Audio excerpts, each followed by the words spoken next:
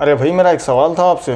پوچھو بھائی، سوال آپ کا کیا ہے؟ سوال یہ ہے کہ رات میں بیان سن رہا تھا ایک مولانا کا، عجیب و غریب بات کر رہے تھے انہوں بیان میں، بول رہے تھے کہ نبی صلی اللہ علیہ وسلم خبر میں آتے ہیں ہمارے کو بچانے کے واسطے۔ تو یہ کہاں تک صحیح ہے بھائی، تھوڑا اس کی وضاحت فرمائیے۔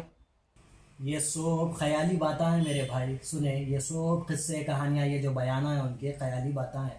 قرآن و حدیث کا علم نہیں ہونے کی وجہ سے یہ لوگ ایسے باتیں کرتے ہیں۔ صحیح بخاری اور صحیح مسلم کے اندر ایک حدیث ہے۔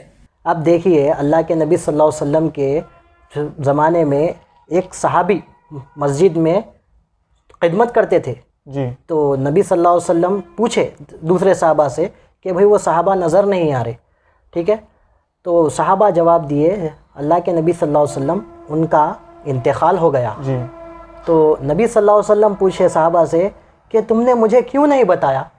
تو اللہ کے نبی صلی اللہ علیہ وسلم کو وہ صحابی جواب دیے کہ رات کا وقت تھا، مناسب نہیں سمجھے، اس کے لیے ہم ان کو دفن کر دیے۔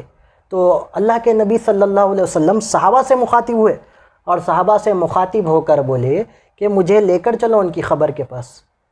تو جب صحابہ نبی صلی اللہ علیہ وسلم کو ان کی خبر کے پاس لے گئے، لے جا کر جو ہے جب دکھائے خبر ان کی، تو اللہ کے نبی صلی اللہ علیہ وسلم وہاں پہ نماز جنازہ پڑھے اور ان کے لیے مغفرت کی دعائیں کرے۔ جی۔ ٹھیک ہے، دعائیں کرے ان کے لیے مغفرت کی۔ ایک چھوٹا سوال تھا میرا۔ جی۔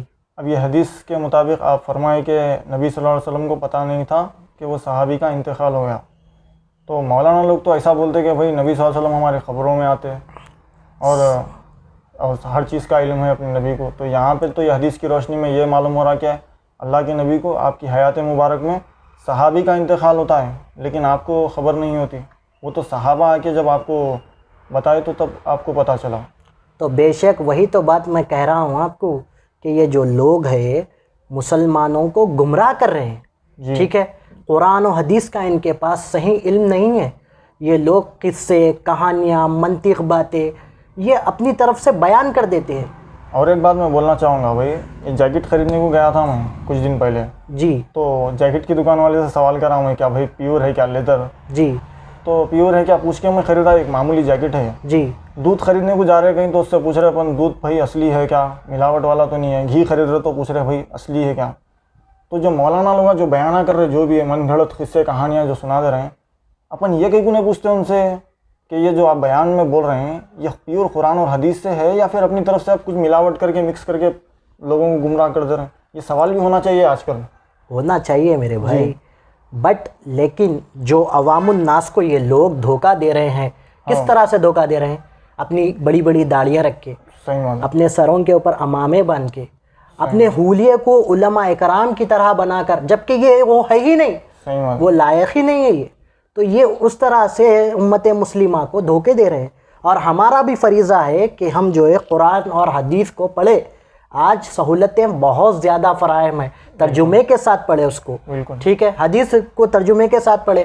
کوئی چیز سمجھ میں نہ آئی تو اس کے لیے بہترین علماء جو نیک صالح، جو صحیح العقیدہ ہے، جو یعنی کہ قرآن و حدیث کا علم رکھنے والے، قرآن کہتا ہے اہل ذکر سے پوچھو، تو ایسے لوگوں سے پوچھنا چاہیے، علم والے علماء سے۔ آج علماء سے کٹے ہوئے ہم، وہ ان کو علماء بنا کے بٹھا دیے، تو ایسے ہی ہوگا نا میرے بھائی۔ تو دیکھیے آپ، میں کیا کہہ رہا تھا آپ کو کہ وہاں پر اللہ کے نبی جو ہے دعا کرے اور بولے صحابہ سے مخاطب ہو کے کہ ان کی قبر کے اندر تاریکی یعنی اندھیری تھی، اب میں جب دعا کیا تو الحمدللہ ان کا حال خوش و خرم ہوا۔ سمجھ رہے آپ؟ تو یہی بات بتانے کا میرا مقصد ہے کہ بھائی لوگ جو ہے دعوے کرتے کہ اللہ کے نبی صلی اللہ علیہ وسلم خبر میں آ جاتے، یہ سب جھوٹ ہے میرے بھائی، ٹھیک ہے، گمراہ ہو جاتے آپ یہ باتیں سنیں۔